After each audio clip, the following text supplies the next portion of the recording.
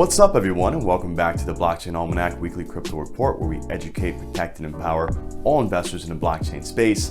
And remember, blockchain is much more than just crypto, but it's still important that we keep track of these markets without any of the hype and with a data-driven approach.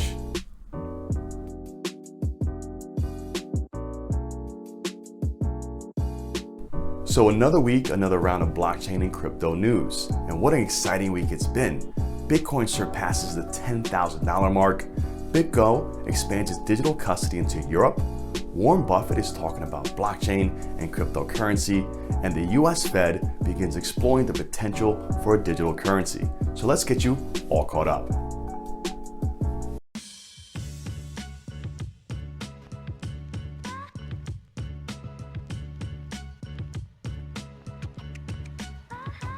Bitcoin and other cryptocurrencies continue their strong start to the year.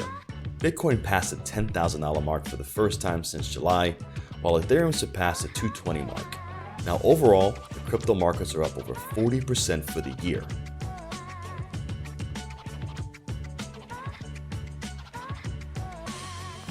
BitGo, one of the leading digital asset custody solutions providers, announced that it is expanding its institutional crypto storage service to Europe, the launch of 2 entities in Germany and Switzerland. The new custody options will allow clients to choose a jurisdiction that best suits their needs, and that it will now be able to better serve its European-based firms.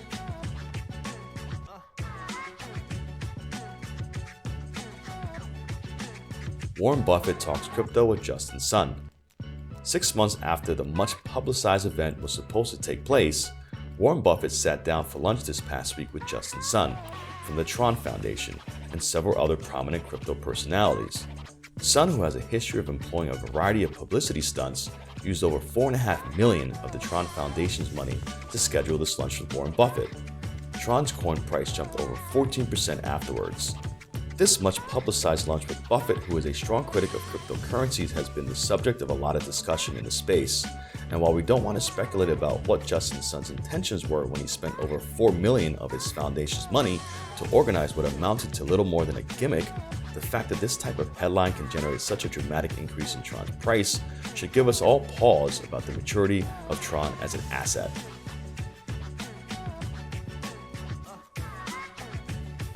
According to a recent statement by a member of the US Fed Board of Governors, Lael Brainerd, the Fed is more open to the idea of a central bank digital currency. Lael Brainerd, who chairs several Fed committees, made remarks during a speech at the symposium at the Stanford Graduate School of Business. Brainerd argued that given the US dollar's important role in global markets, it is essential for the Fed to remain on the frontier of research and policy development regarding central bank-issued digital currencies. So those are the top headlines. Now let's take a look at what the crypto markets did this past week. And to do that, we'll look at the Blockchain Benchmark Index, which is a comprehensive metric that makes it easier to track the overall crypto markets and every single relevant sector of the space.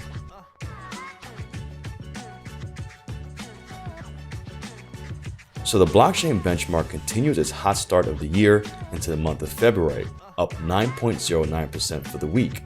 Bitcoin also continues its rise, up 5.56%, Ethereum up almost 17%, and Ripple up 8.71% for the last 7 days.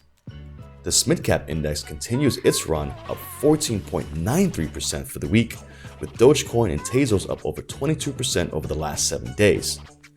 Market dominance gives you a nice sense of what the overall crypto markets look and feel like, with Bitcoin still very much on the top of the list, but with Bitcoin Cash, Bitcoin SV, and Litecoin all fighting for the 4th spot.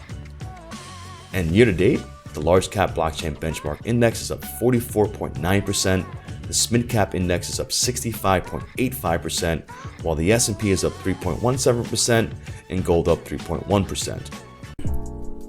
Thank you for joining us for this week's Crypto Market Report. We really do appreciate it. And remember, crypto is risky. Past performance is not indicative of future success, so use caution and make sure you allocate appropriately. Now, the Blockchain Almanac, we're cynical optimists when it comes to cryptocurrency. We don't drink the industry Kool-Aid, but we're huge believers in the fundamentals of blockchain. So we're here to help you track these markets in a responsible way and with an eye on risk-adjusted returns. So if you like this video, please subscribe to our channel and make sure to come back next week for all these trends and headlines happening in blockchain and cryptocurrency.